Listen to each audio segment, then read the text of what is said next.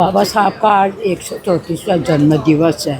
उनके संघर्षों के बारे में आप सब लोग जानते हैं, कितना संघर्ष किया होगा, कैसे पढ़ाई करी, लिखाई करी, कैसे विदेशों तक पहुँचे वो, और कैसे उन्होंने शिक्षा हासिल करी।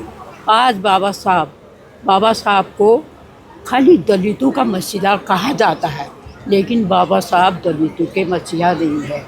आप पत्रकार बंधु उनके साथ खड़े हैं, कोई भी अन्याय आपके साथ होता है वो खड़े हैं। जवानों के साथ खड़े हैं हमारे बाबा साहब, किसानों के साथ खड़े हैं, विद्यार्थियों के साथ खड़े हैं, महिलाओं के साथ खड़े हैं।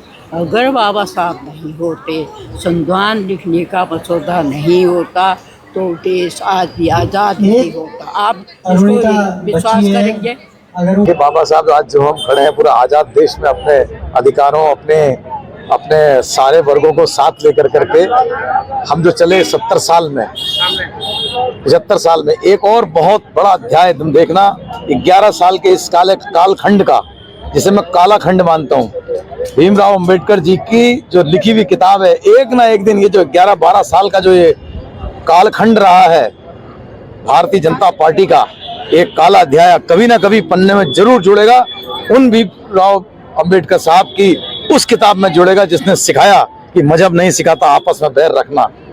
उस किताब में, और इन्होंने सिखाया कि मजहब को ऐसा फेंक दो कि समाज पूरा बढ़ जाए, टूट जाए, जाति धर्म संघर्ष शुरू हो जाए। ये सब 11 साल के कालखंड में हुआ, इसलिए काला इतिहास के रूप में 11 साल लिखा जाएगा। देशवासियों को मैं बाबा साहब जी की 134वीं जयंती की हार्दिक बधाई शुभकामनाएं देती हूँ, और साथ ही मैं बैसाखी पर्व की भी हार्दिक शुभकामनाएं देती हूँ। हर वर्ष की भांति ये जयंती हर्षोल्लास के साथ मनाई जाती है, और सभी जनता से मैं यही अनुरोध करना चाहती हूँ कि जिस तरीके से उनने समाज के न्याय के लिए अपने पूरा जीवन उसमें लगा दिया, समाज के कल्याण के लिए, तो आप सब लोग भी उनकी जयंती के उनके सम्मान में आइए और ज़्यादा से ज़्यादा संख्या में शामिल होया करिए।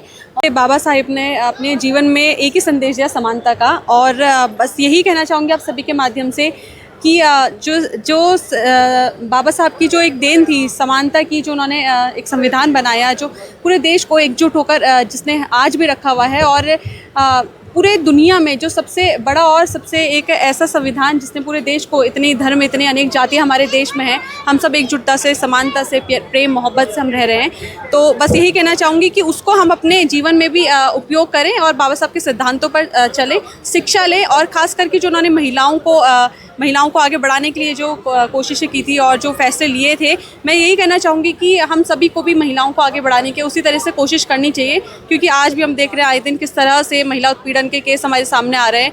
और महिलाओं को एक चीज़ कहना चाहूँगी, बस शिक्षित बने, क्योंकि जब आप शिक्षित रहेंगी तो आप खुद से आगे बढ़ पाएंगी, और वो संविधान ने आपको जो हक देने की कोशिश की है, वो तभी बाबा साहब की वो जो कार्य है वो सभी सफल हो पाएंगे बहुत अच्छे तरीके से। धन्यवाद। संविधान निर्माता बाबा साहब भीमराव अंबेडकर जी की, डॉक्टर भीमराव अंबेडकर जी की 134वीं जयंती है।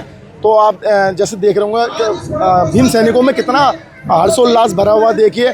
और पिछले वर्ष की बात ही, हर वर्ष आप देखिए तो जो संख्या बल जो है बढ़ता जा रहा है, और जगह जगह स्टॉल लगाए जा रहे हैं। आप देखिए भीम सैनिकों का स्वागत करा जा रहा है। बाबा साहब की जो शोभा यात्रा निकली उसमें पुष्प वर्षा करी गई है, जगह जगह शीतल पेय वितरित किया गया है भीम सैनिकों द्वारा।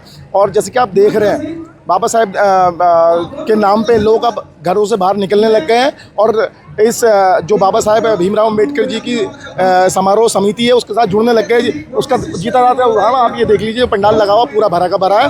और मेरा ये कहना है कि मैं जाग चुका हूँ, और मेरी तरह हर एक व्यक्ति जिसको बाबा साहब के संविधान से, बाबा साहब से फ़ायदा पहुँचा है, वो भी जाग जाए और बाबा साहब की जयंती को और उनके सिद्धांतों को अपने जीवन पे लाएं और हर्षोल्लास के साथ मनाएं।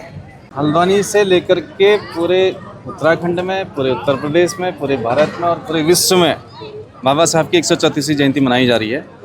और सबसे बड़ी बात यह है कि बाबा साहब का स्टेचर प्रतिवर्ष बढ़ता जा रहा है। बाबा साहब जब कोलंबिया यूनिवर्सिटी में पढ़ते थे तो उस समय स्टूडेंट्स ने अपना लिखा था, स्टूडेंट्स की फ्रेम में, इंसान आदमी जब मर जाता है लेकिन उसके विचार नहीं मरते हैं। लेकिन बाबा साहब ने इस चीज़ को नहीं माना। बाबा साहब ने इसको काट दिया, बोला इंसान